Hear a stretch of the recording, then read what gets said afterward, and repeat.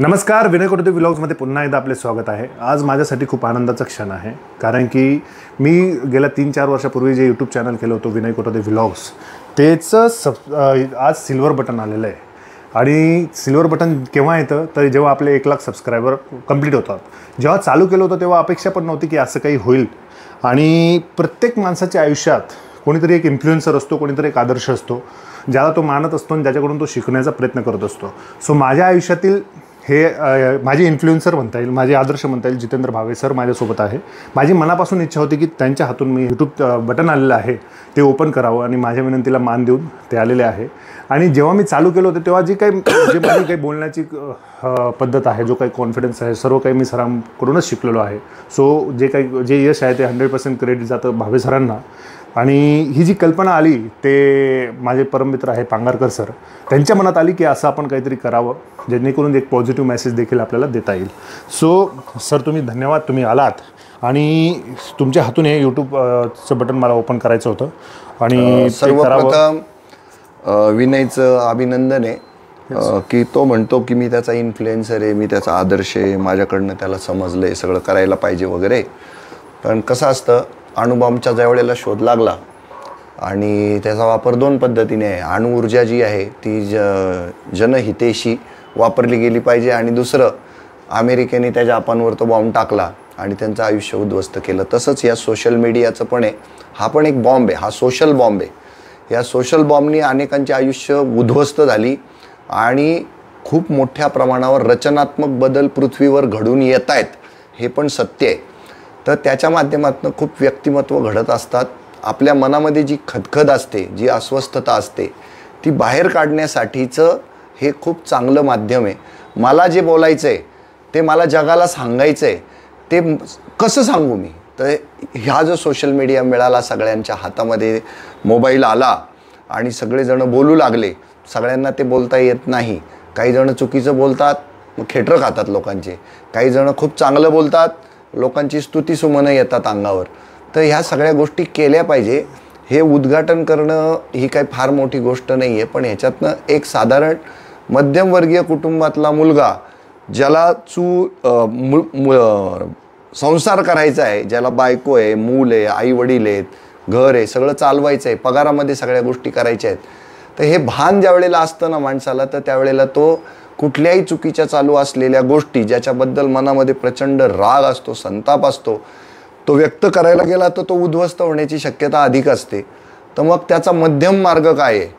तर या सोशल मीडियावरनं मला काय वाटतं, जगाला काय वाटतं, हे जगाला पुन्हा पुन्हा सांगायचं जर असेल तर या माध्यमांचा वापर प्रभावीपणे कसा करता येऊ शकतो, त्याचं हे आदर्श उदाहरण आहे. हे करत असताना मग घरातले पैसे बाहेर उधळावं लागतात का? तर हो, सुरुवातीला पहिले इन्व्हेस्टमेंट करावी लागते. आणि मग त्याच्यातनं तुम्हाला आता यूट्यूबनी ही व्यवस्था केली, त्याच्या मागूनच पाऊल ठेवलं आहे फेसबुकनी पण, त्याच्या मागनं पाऊल ठेवलं आहे इंस्टाग्रामनी पण, आणि त्याच्या मागनं पाऊल ठेवलं आहे तुमच्या एक्सनी, म्हणजे तुमच्या ट्विटरनी. सगळ्या माध्यमातून आता लोकांना पैसे मिळतात. पण तुम्ही तर त्या पद्धतीचं कंटेंट दिला तर, ते समाजहित त्याच्यातनं साधलं जात असेल तर, सारखं जर तुम्ही नुसतेच पैसे कमवण्यासाठी म्हणून जर कंटेंट तयार करू लागलात तर लोक तुम्हाला नाकारतात. लोक तुम्हाला ताबडतोब तिथं तुमचं सबस्क्रिप्शन जे आहे ते कॅन्सल करतात. जे लोक तुम्हाला फॉलो करत असतात ते लोक तुम्हाला अनफॉलो करायला लागतात. तर हे इतकं सुंदर काम आहे की जागेवर इलाज, चट मंगनी पटब्या, म्हणजे इन्स्टंट 2 मिनिट्स. जर तुम्हाला विनय कोठावते व्लॉग आवडला नाही ना, खूपच नाटकं करायला लागला, लोक लगेच सबस्क्रिप्शन कॅन्सल करून टाकतात, अनसबस्क्राईब करतात तुम्हाला. तर ह्या सगळ्याच्या द्वंद्वामध्ये तो लढला आहे आणि त्याला 1 लाख सबस्क्रायबर्स मिळालेले आहेत. त्याच्याबद्दल मी त्याचं अभिनंदन करतो. आणि हा मुलगा एक पठडीतला मुलगा आहे आणि तो हे सगळं पाहत गेला.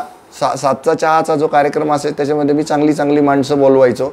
चांगली म्हणजे छोटी माणसं पण जे आपल्या शेजारच्या पाजारच्यांना, आपल्या नातेवाईकांना काहीतरी नव्या गोष्टीकडे घेऊन चाललेले आहेत, बुरसटलेल्या विचारांना सोडायला लावतायत, असा धडपडाट असणारी माणसं सुद्धा मी 7च्या चहात आणत होतो.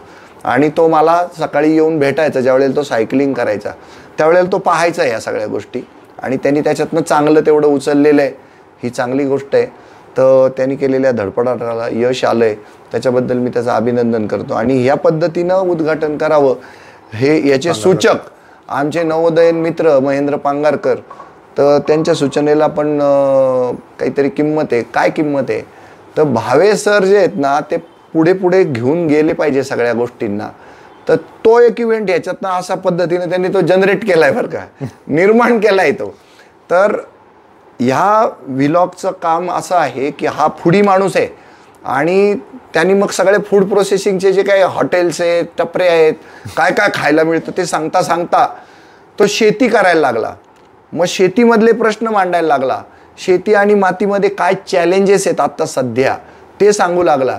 त्याच्यातनं शेतकऱ्याला भाव कसा चांगला मिळेल, आज भाव चांगला आहे या लवकर माल घेऊन, आज भाव पडलाय येऊ नका, हे पण तो सांगू लागला.